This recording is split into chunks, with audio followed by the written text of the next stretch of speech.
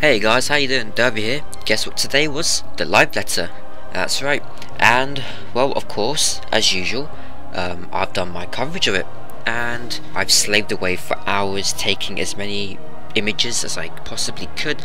And so people can just look at pictures, because pictures are fucking pretty. So I'm going to go and jump straight into a shitload of changes. And then I'm going to have a really lengthy discussion about all the new content, including the Crystal Tower and the ExMode Primals. So now I'm going to go and blitz through all of the content as fast as I possibly could, whilst you guys can go and watch this video of my glitched out, retarded looking Dragoon just running around Mordona looking like a complete little prat. The first thing I'm going to start discussing is job adjustments. So the first job is the Dragoon, and the Dragoon jump animation is going to be reduced significantly. Now, as you may know already, if you are a Dragoon, when you jump, your standard jump actually takes about 3 seconds and it clips over your global cooldown. This Dragoon jump animation has now been reduced to about 1.5 seconds. It is really fast and I really like it. It's really smooth, and the same goes for Spine Shatter Drive and Dragonfire Dive. You press the button and you just go flying straight away now. It's really smooth, really looks better than what it was before. Another neat thing about the jumps now as well is that once you actually hit the ground and land, you are now free to move. Before, when you use a jump, or to this day when you use a jump, you are locked from any movement for about half a second to a second. And now, with these new jumps coming in 2.1, the second you hit the enemy, you are now free to move around. So you no longer will be animation locked, you will now no longer be movement locked, and that will make sure that Dragoons no longer will be getting hit by any AoEs during mid-jump, hopefully. Also, the Dragoon's overall DPS will be increasing by 10%, which is huge. In other words, guys, I think Dragoons are now going to be the flavour of the month. I think they're going to be the best DPS class in patch 2.1. Monks are also getting a buff. The duration for their Grease Lightning is getting increased, and now this could mean multiple things. It could mean that their DPS also increases. It means that their rotation no longer has to be dead on perfect, and they now have more freedom to move around. Also, a monk will be doing much more damage with his abilities that have to be struck from behind. Now, the bard isn't getting any significant changes, other than the cross-class abilities for what the bard can receive are going to be changed. So if this is the case, it means the bard will now no longer pull from either one of the Dragoon or the monk. Now, either one is going to be a huge DPS decrease, especially if the monk cross-class abilities are no longer compatible with the bard, especially because of internal release. Internal release is really powerful for a bard. Yoshida also talked about the delay and the latency issue, which many people have encountered and are struggling to avoid AoEs. He said that the 0.3 millisecond delay is an issue for a lot of areas, especially with primals and the coil, and that they have planned to reduce the delay for certain instances like PvP and other endgame content. It means Titan hard mode will be slightly more easier, quite literally because you can now avoid a bit more AoEs, and I think this is a very good update, especially considering the shit that we're going to have to go through in Titan Extreme Mode, and you will see what I'm talking about later on in this video. Now we have the veteran rewards. So for the 108 day, we're going to get the warrior, white mage, and the black mage original Final Fantasy minions. 180 day veteran as well, we're going to be getting our job chicken barding. For 270 day, we're going to get minions of each 3 of the Grand Company leaders. I really think they look really adorable, and here's another picture of them. Oh, look at them, they're so cute. And then another 270 day reward is Giant Behemoth Mount, and that thing looks absolutely beast. Also, we're going to be getting the brand new Christmas holiday season fate festival thingy, like what happened with the All Saints thing in Halloween. This one is going to be called Starlight Celebration, and so far there is no announced date for this event. The cost for a fresh new haircut or look is 2000 gil, and Yoshida said this cost of 2000 gil matches the real money cost for most haircuts in Japan, which is 2000 yen. You can change your hairstyle, hair color, face paint color, facial hair, tattoos, and even eye colors. Each patch that they release will give us new cosmetic hairstyles and face paints and tattoos and etc. And they really want to be making sure that they're bringing out brand new hairstyles each patch. Also, if you have cleared stage 1 of the Lightning Fate event, you can unlock Nightling's hairstyle, which I don't really think a lot of people will care about, except for, you know, maybe some RPs. On top of that, Yoshida has also said that they will be trying to make the Vials of Fantasia available as soon as possible, but they have not yet discussed the costs, and they haven't given a date as to when they will be allowing us to purchase the Vials of Fantasia. And now we're going to go straight on to King Moogle Mog. Now, the Moogle Mog in 2.0 has the exact same theme tune from what it had in 1.0. Yoshida has said this primal fight is slightly or as difficult as Garuda hard mode.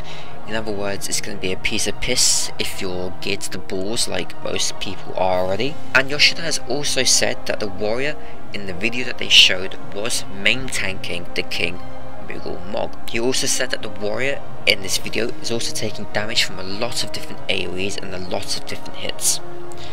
This proves a point that in 2.1 the warrior is going to be viable as a very strong main tank, which was the plan anyway for all those buffs. And if you haven't seen the warrior buffs already, I've made a video about them, so please just go check them out. Just go through my channel and check out the video.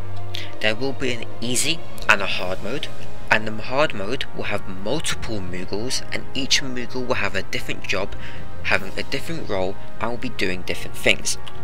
As you can see in this image here, you can see a Bard Moogle is playing a Bard song, and there's also a Warrior Moogle in there, and there's also a Dragoon Moogle in there. This primal fight is going to drop eye level 80 weapons. This is currently higher than all the primal weapons so far, and is designed to bridge the gap between Titan hard mode and getting your relic weapon. Also, there are costumes and other cosmetic items that are planned from this fight, however they will not be included in patch 2.1. And now we are on to the other primals which will be coming in this game shortly. Leviathan has been confirmed for patch 2.2. In patch 2.3 there will be another primal, however Yoshida did not state which primal it will be. It will either be Shiva or Rambo. And as you can see here, we have the Leviathan shield, and this shield looks really nice. I really like how there's like a sea serpent, dragon serpent on the actual shield itself. It looks really boss. This right here is the Leviathan spear, Leviathan bow, and the Leviathan axe. This is the random duty or the random roulette. Now, I've already discussed this previously in one of my other videos. Actually, a couple of my other videos I've discussed this already. However, this is what the new interface will be looking like. And as you can see, there is a question mark. And that question mark right there is the interface where you can go into the random roulette. Now, the random roulette will have 4 categories: low level, high level, main quest, and guild leaves. And as you can see, the low level roulette is going to cover all of the easy mode dungeons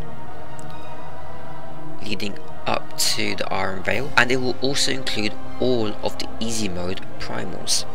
That includes easy mode Moogle. High level roulette is going to be Wanderer's Palace, Amdapur Keep, and then the 2 hard mode dungeons which have been confirmed to be Copperbell Mines and Hawkeye Manor, and the new dungeon Pharos Sirius.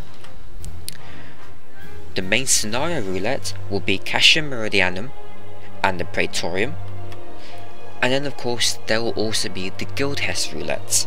Now, these roulettes will work in a similar fashion to your dailies. Each day you can enter for one of these categories, and you'll be put into a random instance, and you will be rewarded bonus experience points as well as extra tomestones. Now, it has not been said whether it is mythology or philosophy. Now, Yoshida has also said something about how if you join as a job or a role that still needs to be filled, as in if there's a free party slot already waiting and there's an available spot for a Dragoon, if you join that spot as your Dragoon, you'll get an even greater experience or an even greater reward. Now then, he didn't really go into any details as to how this role filling system works. However, as you can see from this image, the role filling system gives you an approximate extra 200 tomestones, which is quite a significant amount. Yoshida has also said that you will receive more tomestones with the high level random duties, and that it is better to do these instead if you wish to grind your tomestones. As well as the fact that dungeon XP has also been increased, combined with the daily reward from doing your random roulette, this could potentially make dungeons much better XP wise than the current fate system. Then there is also the most impressive player, which is the MIP, and this name has been changed from the original MVP, or the most valuable player. As you can see in this screenshot here, this is at the end of a dungeon and it appears to be the lighthouse in the Pharos Sirius dungeon, and you can see what appears to be like a little loot icon. You can click that loot icon and it will bring up a voting system, and then you can click on whoever you want to vote for, and then you can vote for somebody. If you do not wish to vote for that person, you do not have to, and you can simply skip it. And of course, we'll go back to this screenshot over here where you can see the daily roulettes, which includes the Copperbell Mines and the Hawkeye Manor hard mode. Now then, to gain access to these two dungeons, you will have to beat the story / normal mode. These two dungeons have their own little story behind them, where something happened in these two places, and you go to the quest marker and you read the story, and then you go and go through the dungeon and explore it and see what the issue is. Both of these dungeons will give us eye level 60 loot, and Yoshida has said that it is recommended for players with eye level 55 gear. Unlike other games where they just introduce hard mode dungeons, they just increase the monster count, they increase the life points and the damage of all the bosses, Yoshida has said that the routes and the paths for these dungeons will be much different than what they were originally in the easy / story mode versions.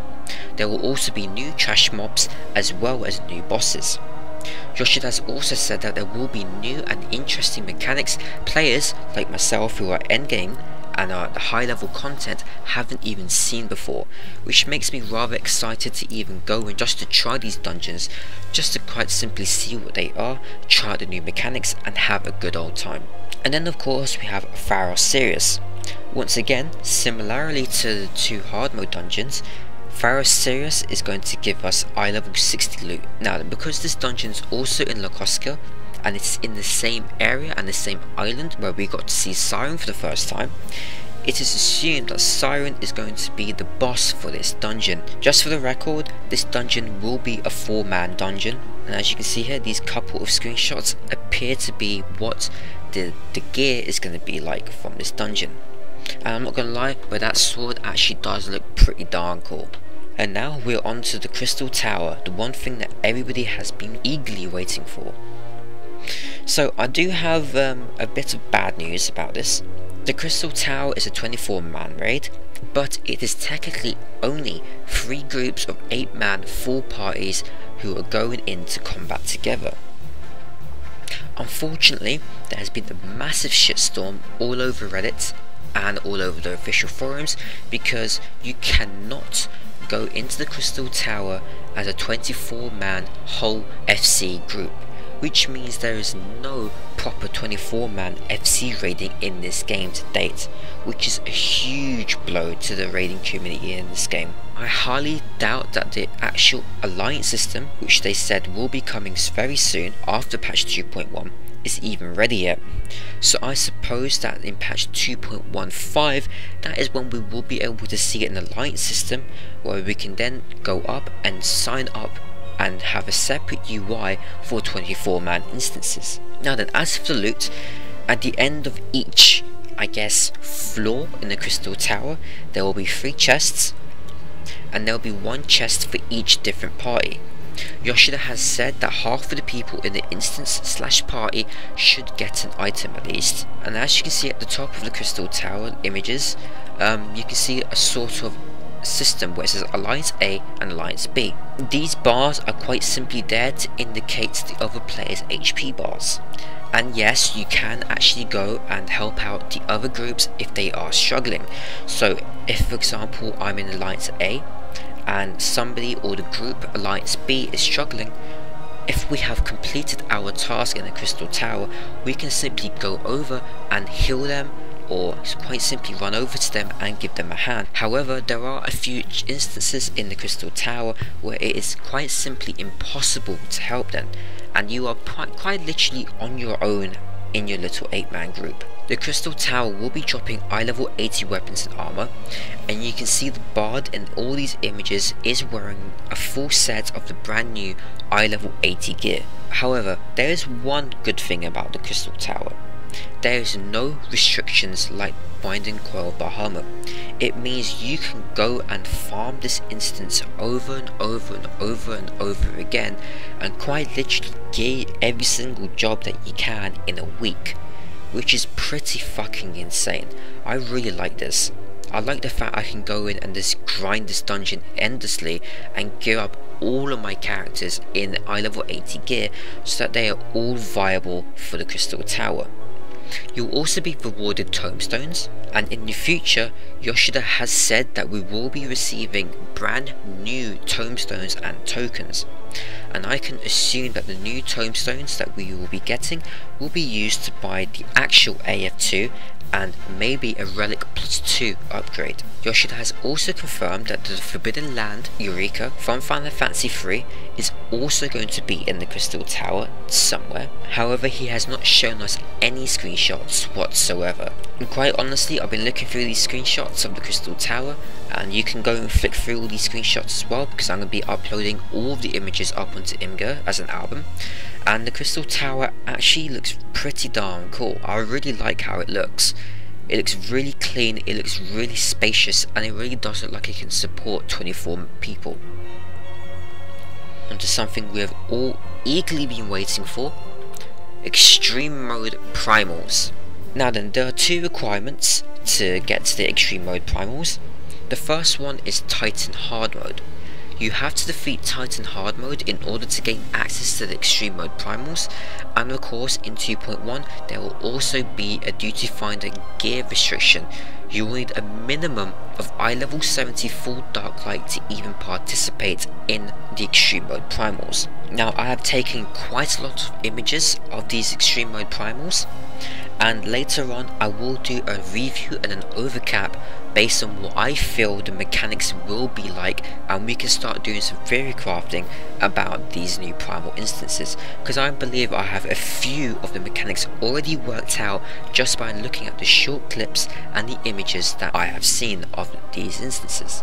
Now we have Extreme Mode Ifrit, and Extreme Mode Ifrit actually looks pretty darn difficult, I must say. There's actually 16 fetters in Extreme Mode Ifrit, just like there was in 1.0, and the central fetter is a huge giant fetter. I mean, just take a look at it in comparison to all the other fetters. It looks ridiculously huge, so I really wonder how we can take out 16 fetters at once. Best hope that you have your black mages in there. Another image as well is when the entire floor, except for a tiny little space next to the left foot of Ifrit, is covered up by plumes. This looks absolutely insane. And also in Ifrit, when he jumps up into the air, he makes clones of himself. In Extreme Mode Ifrit, from what we can gather, he spawns 4 copies of himself, which is pretty darn impressive. And then we have Extreme Mode Titan, and Extreme Mode Titan, just from this first image that I have shown, looks just it looks like a complete mess, you know. And this relates to something that I talked about in the beginning of this video, where Yoshida talks about latency.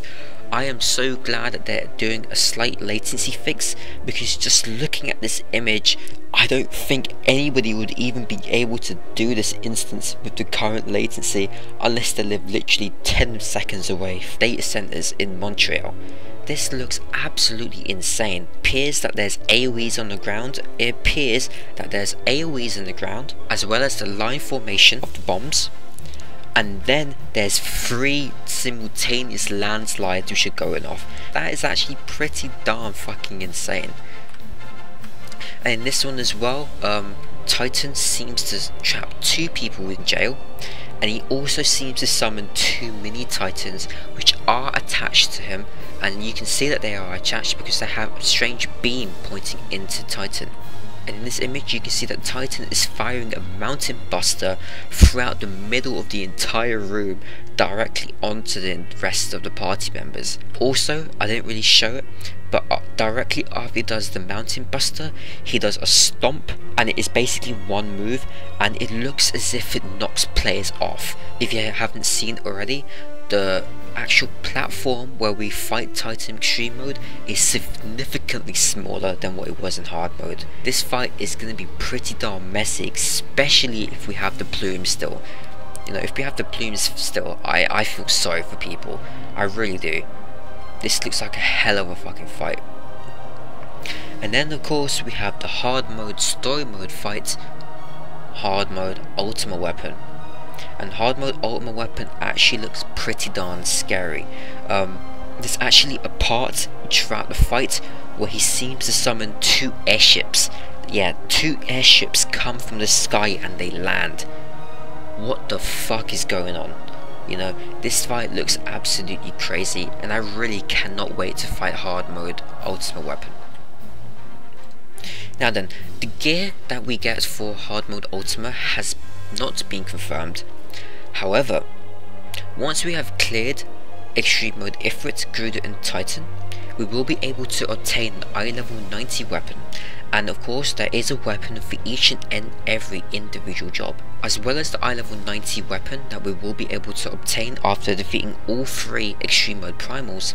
Yoshida has also said that there will be other things other than the weapons that we can get from the extreme modes which we can actually use to brag about, and I really hope this is other eye level 90 gear. If it is eye level 90 gear, this would be really good, and I hope this is part of the diversity that Yoshida was beginning to talk about in his previous letters right before the game even launched. Or who knows what we can get. Maybe we're getting eye level 90 armor. Who knows, we may even get a relic +2. Allagan gear is going to be boosted to item level 95, and this is significantly going to change gearing up, min-maxing and optimization for the Binding Crawler Bahamut. It also pretty much means that a full set of Allagan is going to be the best in slot. But we have to wait and see as to how much of a significant upgrade eye level 95 will be over the current eye level 90 that Allagan has. Yoshida has also said that there will be changes to the relic +1 and Allagan weapons. He has not stated what they are, but he has said he wants to tell us now that there will be changes just to make sure there isn't much of a shitstorm come patch 2.1. Now then, the developers are aiming for a Tuesday, December 17th release. This is their target date. This is not a confirmation date by any stretch of the imagination. This is the date that Yoshida has set that he wants this patch to be released, and all developers and all the staff at Square Enix working on this game are working as hard as they can to aim to release the patch ready and polished up for the 17th of December. Also, on the 14th of December, Yoshida will be doing his Letter from the Producer Live Part 11, where he will be going over the Wolves Den, Beastman Tribe Quest, treasure hunting, and will also have exclusive special coverage on the PlayStation 4 version, and maybe some more details about the beta. And of course, I will also be doing coverage of this live letter. In January 2014, Yoshida will be doing another Letter from the Producer Live, this time in Osaka in Japan. And Yoshida has said 2 things about this. One, he wants to eventually go around and do a tour of Japan and see the lives of all the different people around Japan, and to go and meet all of his fans and see everybody who actually loves this game to bits and is playing this game. And two, in this live letter, Yoshida has said that he will be discussing some more 2.2 information. Now, he's already going to be discussing 2.2 information less than a month after 2.1 has been released. This part for me is pure speculation, but judging by this, we can assume that patch 2.2 will be coming pretty soon. I would say at least maybe March, latest early April. And also next year, Yoshida wants to do something known as the Fan Fest, or the Fan Festival, where he wants to go and tour the United States as well as Europe in presumably October next year, so we can meet all of us glorious fans. So guys, I want to thank you for watching this video. I want to give another warm-hearted thank you to Reinhardt for doing these amazing translations, and of course I will be doing a lot of coverage of the two next live letters, as well as a lot of videos in December covering all of the new content that will be coming in patch 2.1. So once again, thank you for watching this video, take care, and I'll see you guys later.